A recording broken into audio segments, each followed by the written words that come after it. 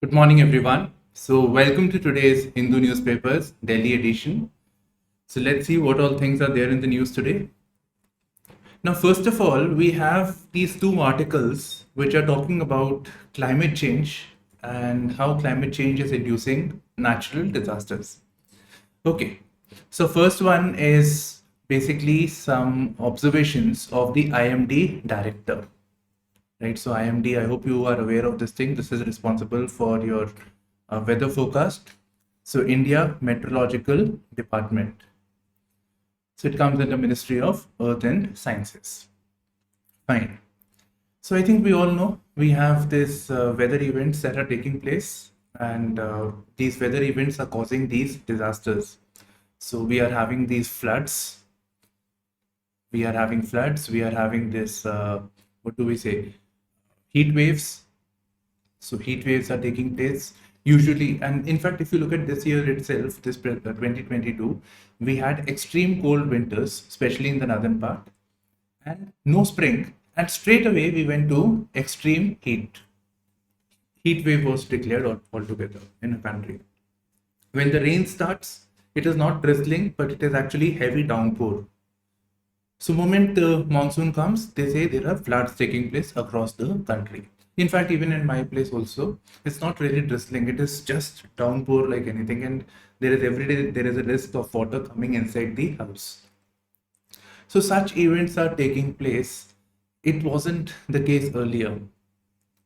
So monsoons were expected. Monsoon, if somebody said rains, it would drizzle, and then maybe for some time it will be a good rain. But these days it is a very severe, intense rain, and it is almost like natural disasters are going to take place, and they are very frequent.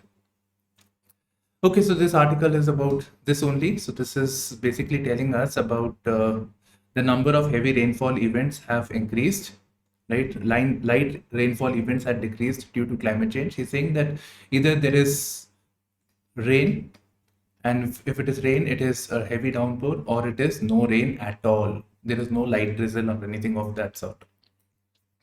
Further, he's talking about, it's all of his remarks only. He's talking about extreme events in the western coast of India, and we are seeing cyclones over here. Typically, you'll find cyclones coming from the eastern side. So this is the way the tropical cyclones go.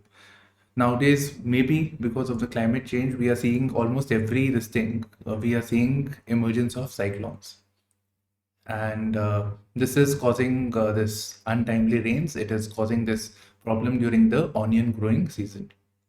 Okay, so food inflation also increases because of that. Okay, so this is there. Then if you look at the Western Ghats, we are having the landslides also, so that. Okay. Now, because of this, it is becoming very difficult to forecast the weather. I mean, the early warning system, the satellite imagery, radar should be able to tell us that this event is going to take place. But it is becoming difficult because of the climate change and associated factors. New and new things are taking place.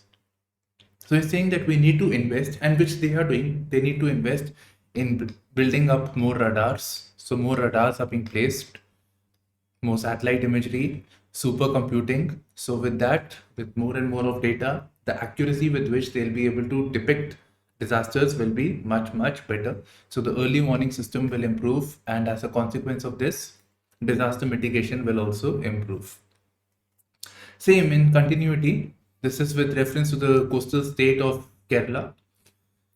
So natural disasters are no longer aberrations in coastal state of Kerala. So aberration means that it is not like sometime it will take once in 5 years, once in 10 years, nothing of that sort. Every year it is taking place.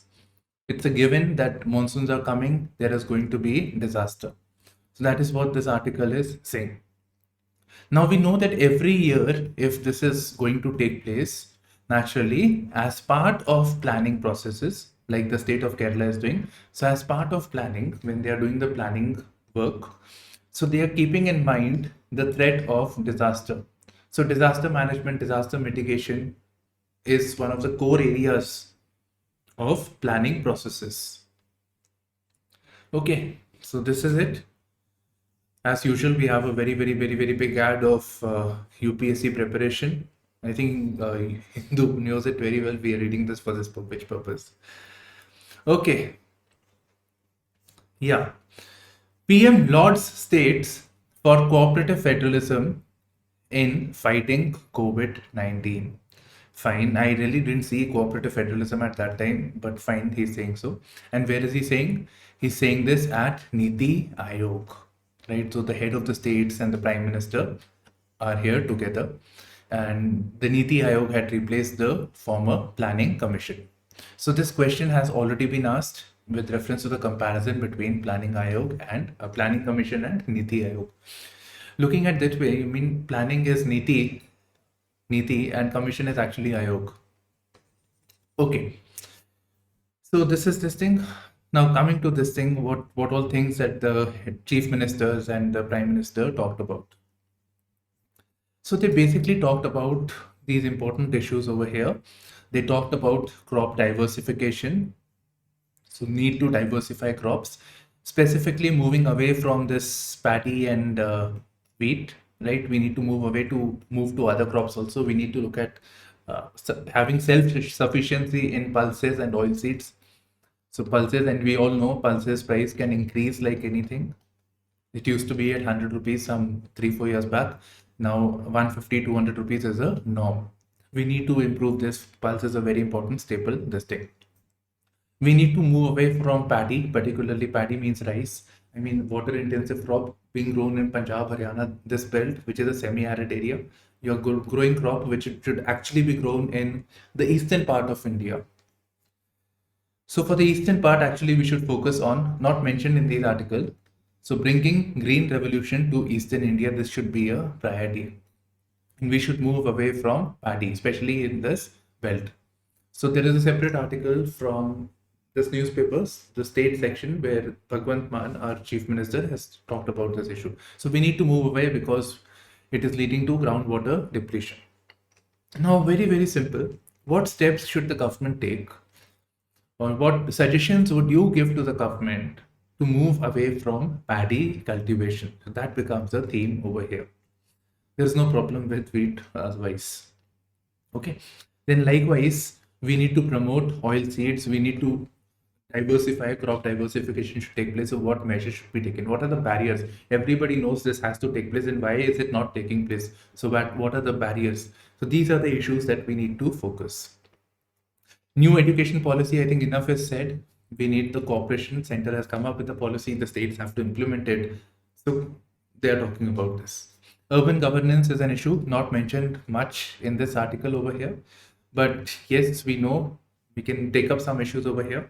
What are the issues with urban governance? So one is this thing, urban governance. What are the issues? What measures ought to be taken? Now, when we talk about urban governance, there are shortages with reference to urban infrastructure. So what are the schemes of the government to improve infrastructure? When we talk about urban governance, we will talk about the inadequacies of the manpower and the funding. What are the steps for the alternate means of funding? Asked in UPSC means this recent one, 2021-2020. Fine, so these are some issues. Directly we can correlate with either GS1 or GS3. So, governance becomes a GS2. The other thing is cooperative federalism. Do we really have, why do we want cooperative federalism, and what does cooperative federalism mean? So in your polity book, Lakshmikant, if you look at your book, the chapter on center-state relations. So this talks briefly about cooperative federalism. And somewhere in the preamble and the features of the constitution, that chapter, there is a reference of cooperative federalism. What is this cooperative federalism? Why do we need this? Prime Minister Modi keeps talking about it. Niti Aayog keeps talking about it. So what is this cooperative federalism? So cooperative federalism is, as the name goes, cooperation. Cooperation between the center, union, and the states, the number of states, and the states amongst themselves. That is cooperative federalism. So both of them, both the institutions, be it union, be it states, the idea is to provide good governance and welfare of the people. For that, both should align their resources and should not fight amongst themselves. So both should align their efforts for betterment of the society, for good governance, and good governance in India should translate into welfare of the people. Besides cooperative federalism, there is another expression known as competitive federalism. So competitive federalism is creating a sense of competition amongst the states, but with the goal, healthy competition with the goal of benefiting the society. For instance, Swachh Sarvekshan Abhiyan, or so obviously rating the states as to how they are doing in the Swachhta thing, in the cleanliness thing. So rating the states. So each state would like to do better than the other state. So that is obviously competitive federalism, but every state is beneficial. The citizens of every state will benefit because of the cleanliness. There was this reference of multidimensional poverty index for states. So there is this index of the world actually for which ranks countries. So Niti Aayog has made this for independent states. So these are examples of competitive federalism which is being led by Niti Aayog. Fine. Moving on to the next article. I really don't, if it is for mains or pre, I think you should prepare both ways, this topic over here. The one that previously I talked about, they were all cues for the mains paper, without a doubt. But this one is both pre as well as mains. Satellites launched by SSLV. So there is this rocket known as SSLV. It's for carrying this small satellites. So lower capacity launch vehicle. So in this rocket, we call it as the launch vehicle. We had multiple satellites.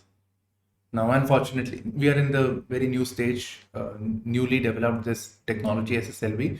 So this went into the wrong orbit. Now satellites, obviously this will release the satellites in different orbits. So this orbit, the satellites are also in the wrong orbit. So naturally they will not be usable. Okay, so that is it.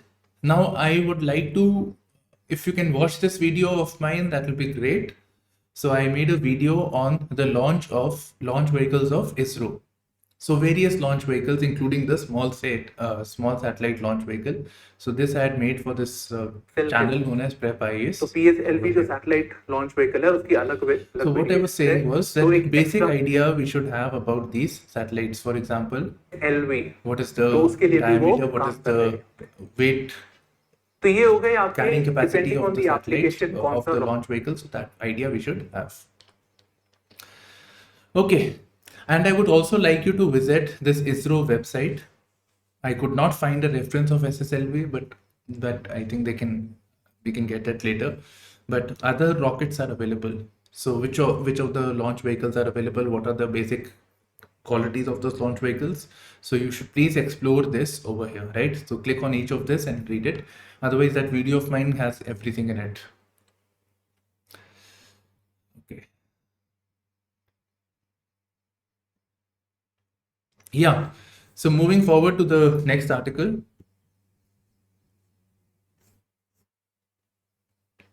Same center state issue in the Delhi government.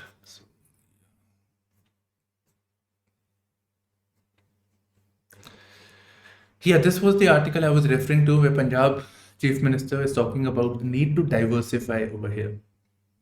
Okay, so let us see some chief ministers. Naturally, I'm from this place, I'm reading the Delhi edition, so getting the chief ministers of the state. But you should please refer your own states also.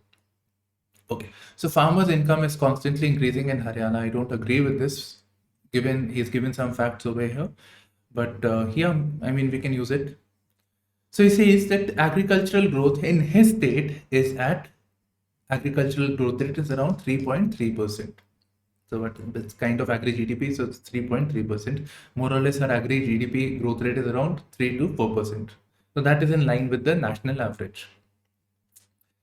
Okay, so if the farmer's income is constantly increasing, that is fine. It is growing at 3.3%. But where is the GDP of a country?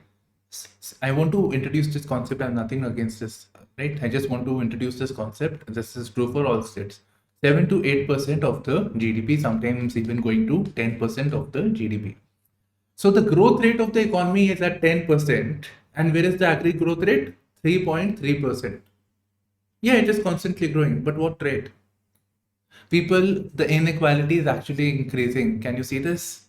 Some people are getting, most of the economy is growing at this rate. You're growing at, agriculture is growing at this rate.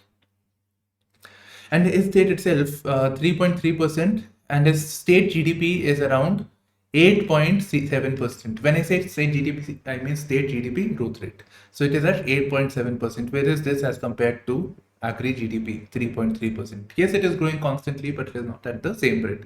Maybe political affiliations, but this again reflects the things are not very, very good.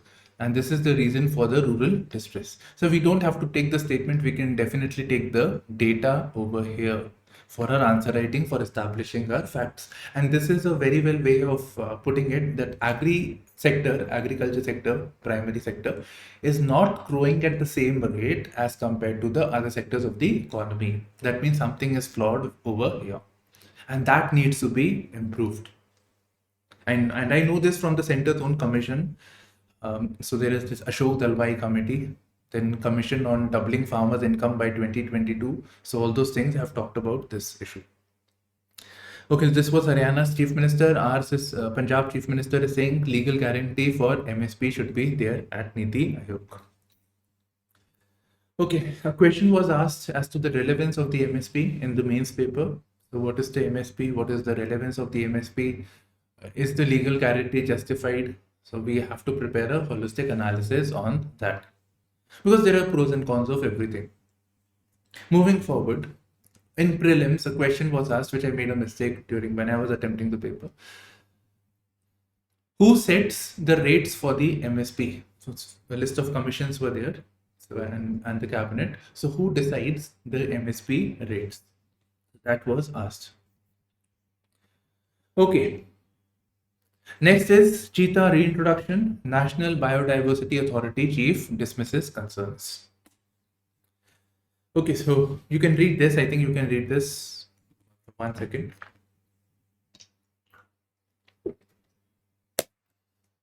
Yeah, so we are importing cheetahs. Naturally, cheetahs have been extinct in our country thanks to the Britishers and the Maharajas of our nation, old Maharajas. Right, so cheetahs have been extinct for hunting and all those things. And I hope you recognize the difference between the leopard and the cheetah. This is cheetah, that leopard is different. Leopard, jaguar, etc. So they are being introduced in Madhya Pradesh, Kuno Palpur National Park.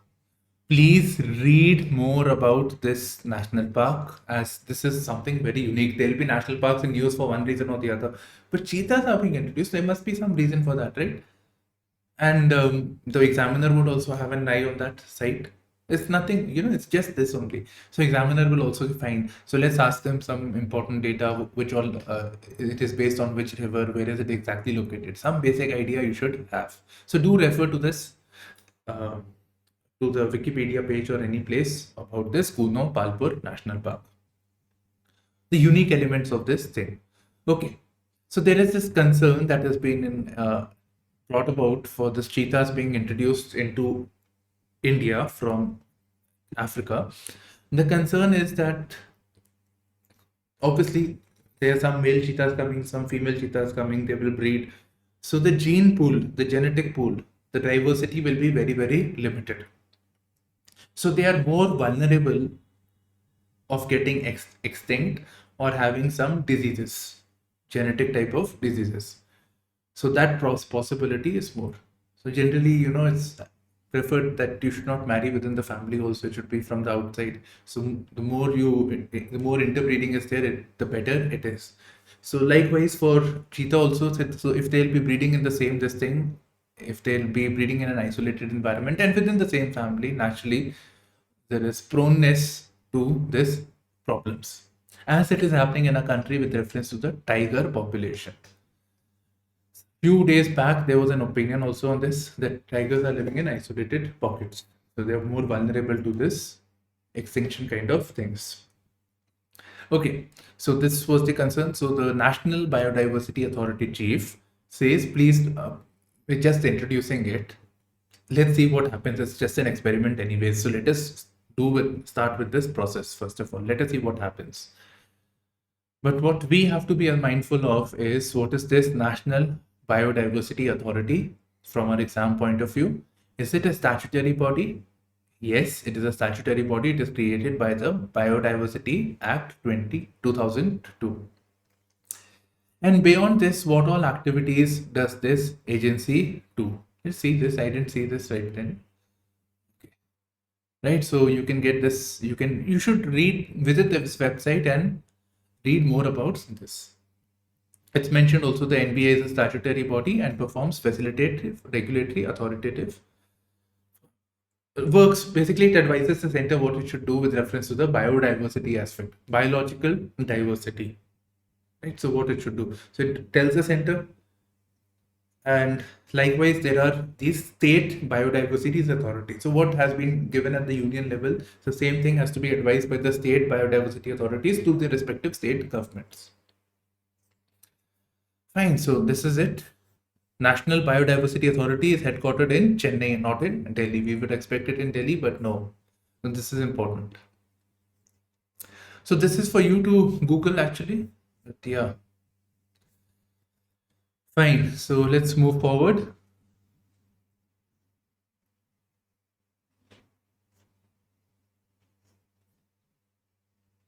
So let's see this. Tourists at the million-year-old Borah Cave near Araku from Vishakhapatnam. Fine, so Borah Caves, where are they located? Vishakhapatnam. What are they associated with? If it says million-year-old caves, right? Even if we don't refer it on the internet, we know that this have to be a Paleolithic site. Paleolithic. Paleo means old. Lithic means stone. So Paleolithic age, and normally along the side there has to be prehistoric paintings as well. Not read it, but it has to be this way. Right? So million-year-old Borah Caves near Araku. Where is it? Vishakhapatnam. Which state is Vishakhapatnam? Okay, beyond this, I'll give you some tasks from GS1 Geography. What is Vishakhapatnam's coast? Compare Vishakhapatnam's coast with that of the coast of Kochi, Kerala, or any coast on the western side. What is the difference?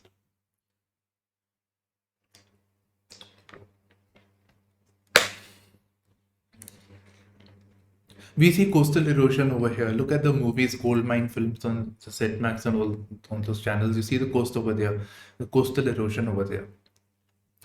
Okay, Supreme Court said to consider report on Maradu. Fine. So this was I always used to watch this. I saw this on the TV actually. So yeah, this apartments being exploded, so them being brought down. So I never knew why these apartments were being destroyed. So they were being brought down. So the basic thing was that this apartment was brought up in unauthorized places where construction was banned. So there these constructions took place. And why am I telling you this? Nothing from pre-perspective, it's more of ethics perspective, ethics and governance. Case study. So this thing had taken place, right? Illegal construction had taken place. This was destroyed. People had invested their money. And how can people make buildings, such huge buildings, without government's permission? What were the government officials doing? You getting it? Getting the fact? The government officials, people who gave the license, people who gave the sanctions, they gave the sanctions on buildings that were not permitted, the site that was not permitted for construction. People invested the money in that. So the culpability of various agencies, various officials, so that has to be fixed. And in future, what needs to be done to address these problems? So it can be a case study. It's a governance issue also, but more like a case study kind of a thing. You come to know of some illegal thing taking place in your place. You are the district magistrate. Something like that, a story form. It can be asked, what steps would you undertake? Or you are a trusted person in the state administration, and it has come to your notice that a lot of illegal sites are coming up. What policies would you recommend for your state? Anything. Okay, Here we have these dams over here because of the flooding. I like this image actually. It's very good for description, informing as to how how these dams function. Fine. So why I'm telling this? Obviously, see, the prelims is very far away, but we should start practicing this about the dams and rivers. We should start practicing them, not leave it for the prelims. Continuing this preparation will be better off, right? Okay, so this which dam is located. In fact, I like this name, Cherudhoni, and if you look at, we have the dynasty in the Kerala, Chera dynasty. Okay. Yeah, please look at the floods. See how the dam functions over here. This image is a very good description. So this obviously wouldn't have been there. Obviously, dam is created. So what is a dam? It's basically they were used to flow over here from here to this side. So people decided, okay, fine. This is one area where the mountains are there. So from here, we just need to create this wall so that the river is blocked. The flow of river is blocked. So it keeps getting collected. So this must have been a forested area with some passage of water. So this now, because it is blocked, the water keeps getting collected. And then from time to time, this gate is opened so that the water keeps flowing downwards. Right? For the welfare of the people in the downstreams. For water needs, for here fishing can be done, tourism can take place. It looks very scenic. In the image only, it looks very scenic. Okay, so that's how the dam functions. Now, this is one dam. Naturally, this is at an elevated area. Likewise, there would be a dam at the lower level and at the lower level. Right. Okay, so we have these dams. Cherudhoni dam. The water has been lifted because the monsoons are taking place. A lot of water is there to ensure the structural stability of this. The water, it's been allowed to go. And this has been done on the guidelines fixed by the Central Water Commission.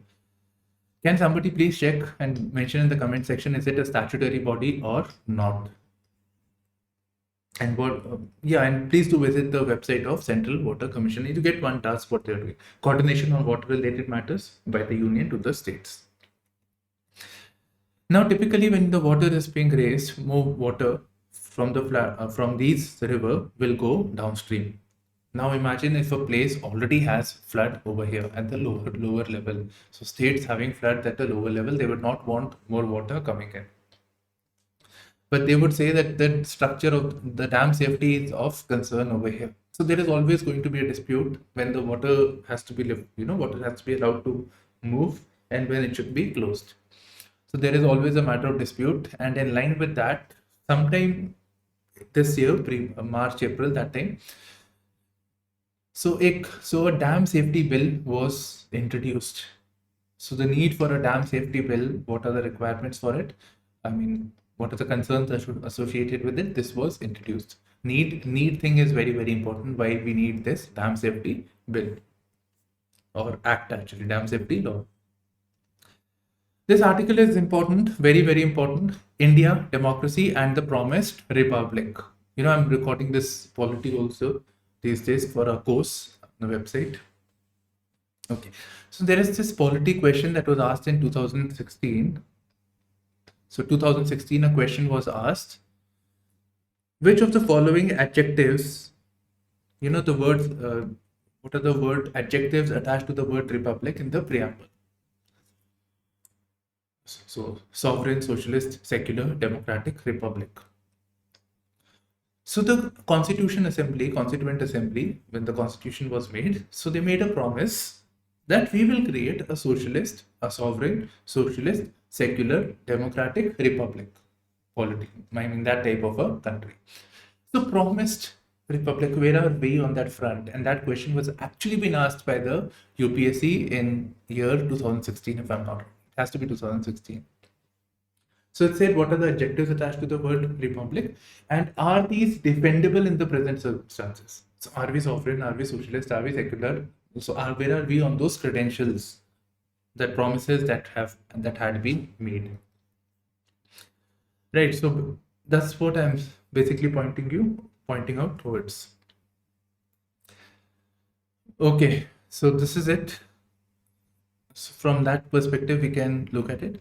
Okay, so here we have distinct goal of opportunity. So the idea was to create, and one more thing about a preamble is when they talk about democracy.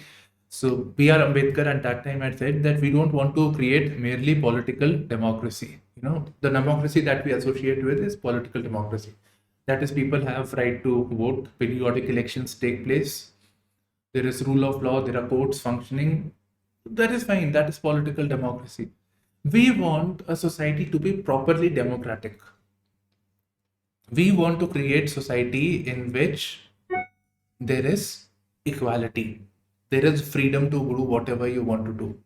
The injustices that are taking place in the society, somebody is rich, somebody is poor.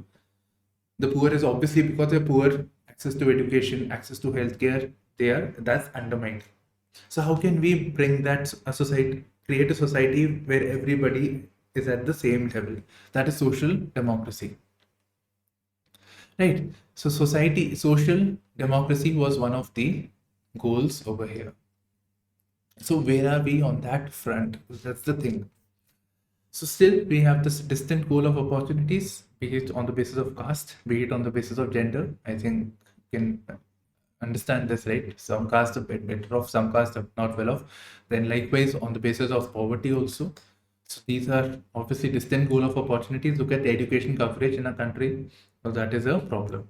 So likewise, you can also refer to the healthcare setup, public, and what are we doing with reference to that? Public healthcare spending is only 1 to 1.2% of the GDP as you compare it with sub-Saharan countries also. So one of the poorest countries, they are also much better, 7 to 8% of the GDP. Right. The poverty is increasing. The poverty is very, very high. So Niti Aayog in 2021, this data show multidimensional poverty in Bihar to be over 50%. So regional aspect. Some areas are better off, like particularly the southern areas, they're better off. UP, Bihar, Bimaru states are not doing that well. So there is multidimensional poverty. So in Bihar it is 50%, while in Kerala it is 1%. Now, naturally, one thing should come to your mind is what is this multidimensional poverty? So when we talk about poverty, poverty is not merely lack of money. It is also about lack of healthcare, nutrition, clean water, housing.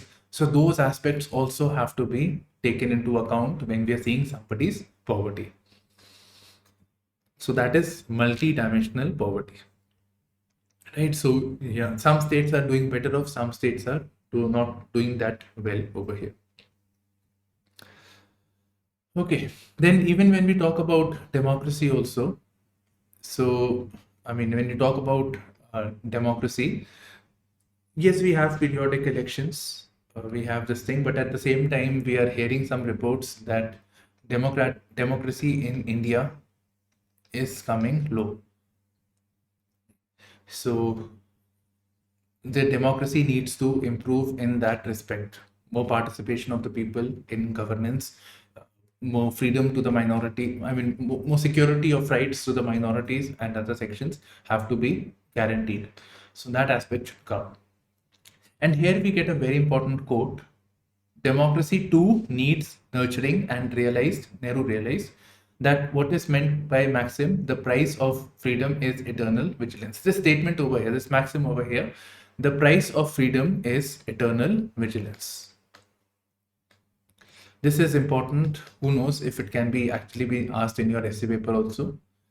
Eternal vigilance. So we've gotten freedom. There has always been some times when people in power, people in authority have taken away that freedom. Napoleon is a very good example. Hitler is a very good example.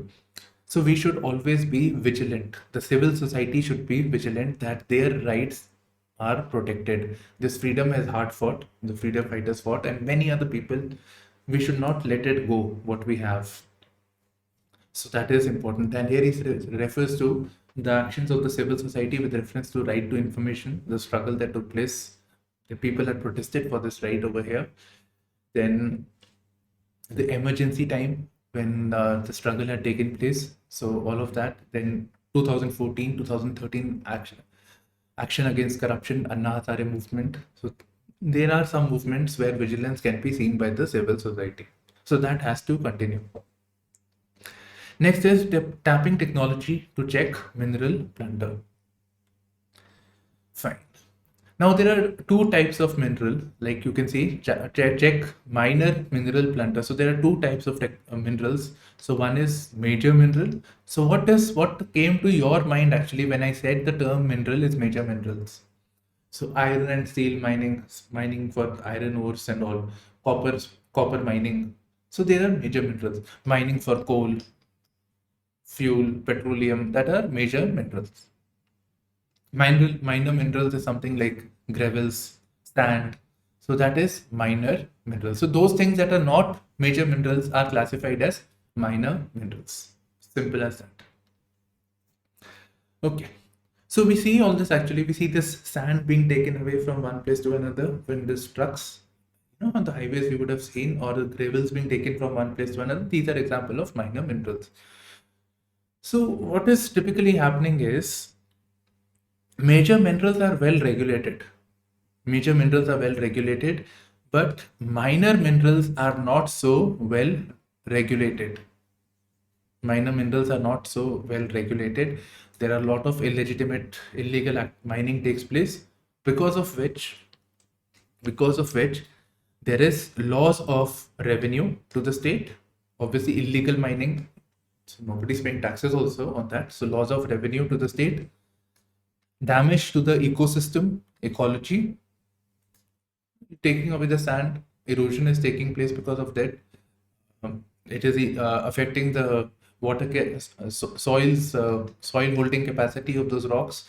It is affecting water recharge of those places. So it is affecting the availability of some fishes. For example, there is a reference of mashir fish. So overall ecology, ecosystem gets affected overall because of this. Pollution takes place. So there are these concerns over here because of this. And therefore, we need to create some sort of a regulatory framework. Presently, minor minerals is with the state. The states have complete control. Major minerals is with the union. So we need to do more with reference to the state overall. Here you can find this. I was having difficulty highlighting it actually, this article. So here you can find the things, the ecological related aspects. So flood frequency increasing, drought, degradation of water quality. So you can add these points over here. So these are certain concerns overall. Okay. So what do we need for this? We need to improve the governance and institutional structure so as to ensure compliance, so as to bring this under, to check the illegitimate, illegal activities that are taking place, ensure that ecology and ecosystem is not getting affected. We need to have proper regulations for that. So regulations and then institutions that can implement those regulations. So that has to be there. But again, one can be mining at this place, one could be mining at the other place. So it becomes difficult. So for that purpose, we can use satellite imagery. There is something known as remote sensing satellites. So satellites which can observe from the space. Have you seen that movie Parmanu, the John Abraham movie with this American satellite is observing if they are making this nuclear bomb or not? So that was a remote sensing satellite. When this disaster management takes place and they're observing the cloud from the space, that is a remote sensing satellite. When you see, basically, I don't know why remote sensing, maybe from remotely they're sensing. Okay. Yeah, no data thing today.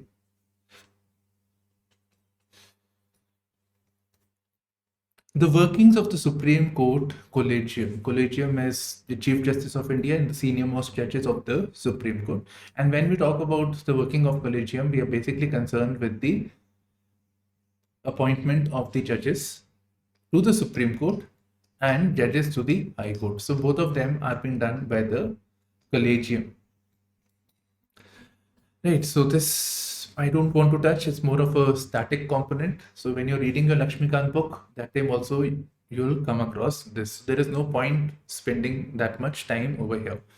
But yes, I like this thing over here. Has the increase in judicial appointment lowered pendency in Supreme Court? So it says no, the pendency has not.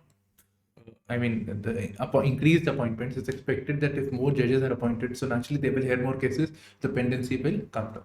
But when you have like 3.5 crore pending cases in a country, how can one judge, two judge, three more appointments really make a difference here, right? We need much, much more overall.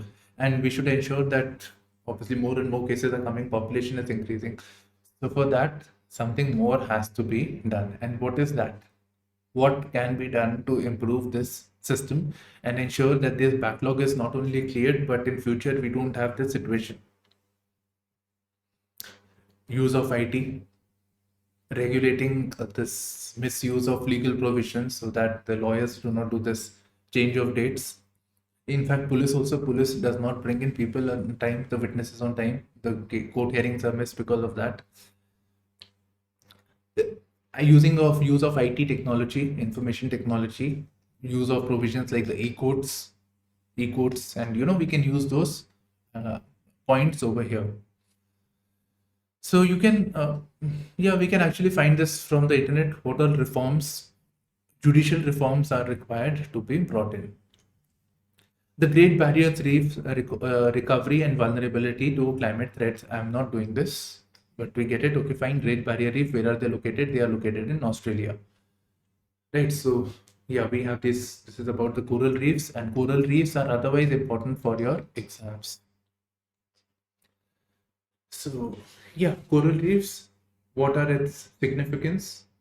I mean, for significance from the point of view of environment, what are the risks associated with the increase in temperature, with the decrease in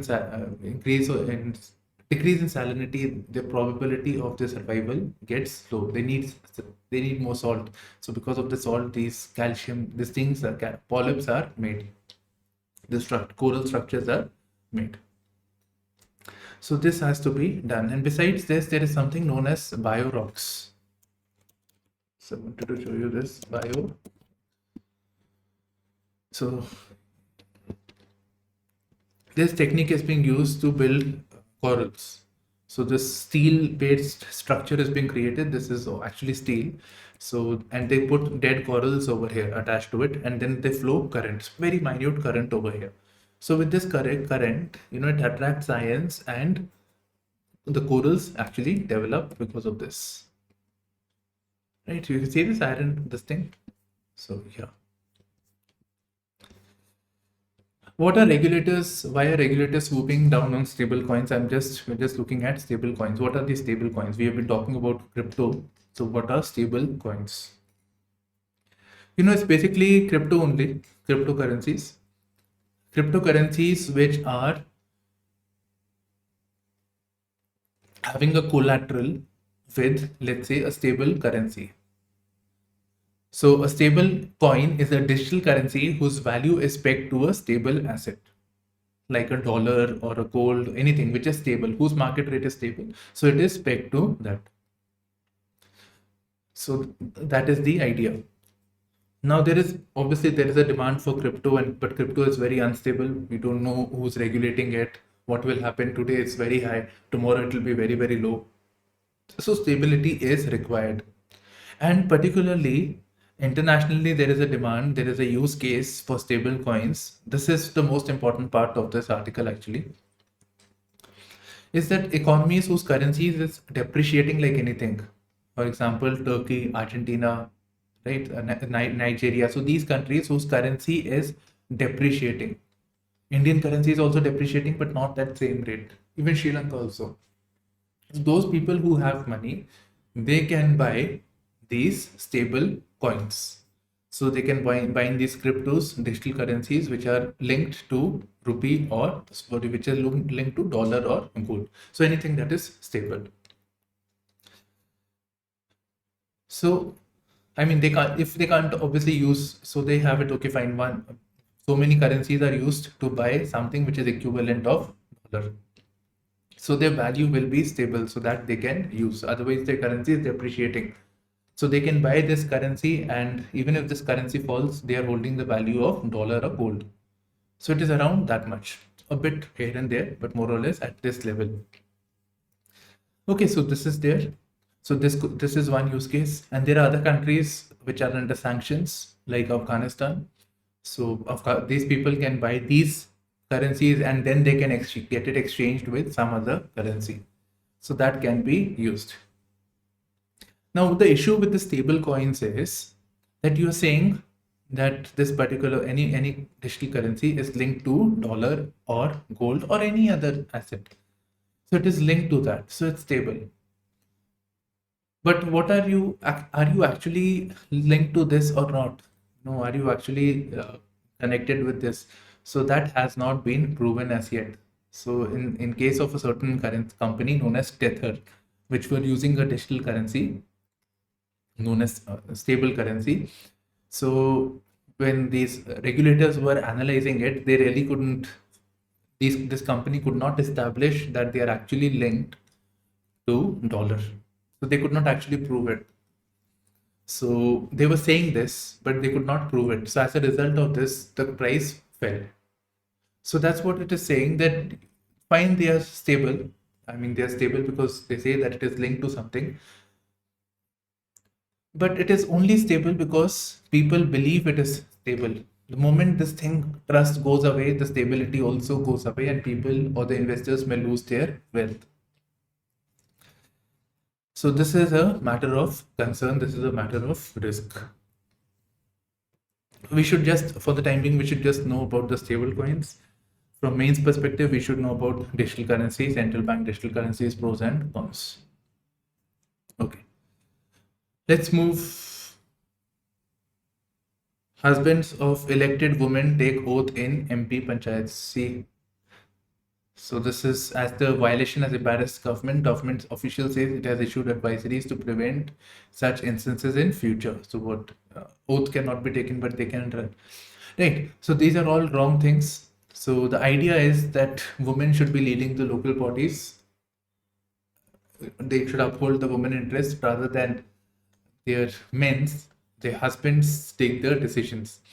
So this the idea of reservation was this, but you see this proxy by proxy there, the husbands or the men are taking over. So that has to be rectified. More needs to be done. More education, training, awareness that has to be done. Okay, India begins cooperation with Combined Maritime Forces. So what is this Combined Maritime Forces? And why are we doing it? Why are we doing it? What are the perceived benefits because of this? Right. So yeah, where is it?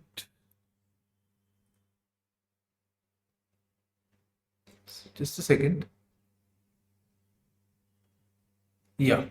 So it's a 34 members grouping actually, Combined Maritime Force, 34 member this thing, and it is based out in Bahrain. So you know, if you look at the map, it should be very clear. So Bahrain in the Arabian area.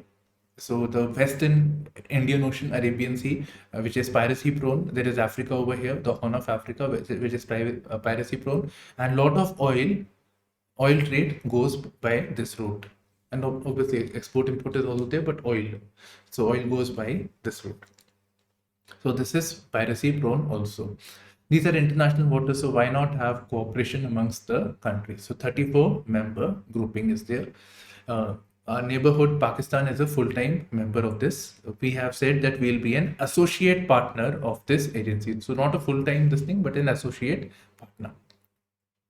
So naturally it's Bahrain, so Bahrain-based organization, and we have sent an officer of us. Okay, so what are the pros and cons? Naturally, maritime security, collaboration with other countries. We have been talking about Indian Ocean diplomacy. So Indian Ocean countries, we can work together on that aspect. And from time to time, we are actually evacuating our diaspora, our citizens in Bahrain. It happened in Bahrain also. So Bahrain, in the Gulf region, otherwise. So time to time, there are these exercises take place, you know, some crises take place, and we are bringing back our citizens back to India. So that collaboration, that cooperation will help.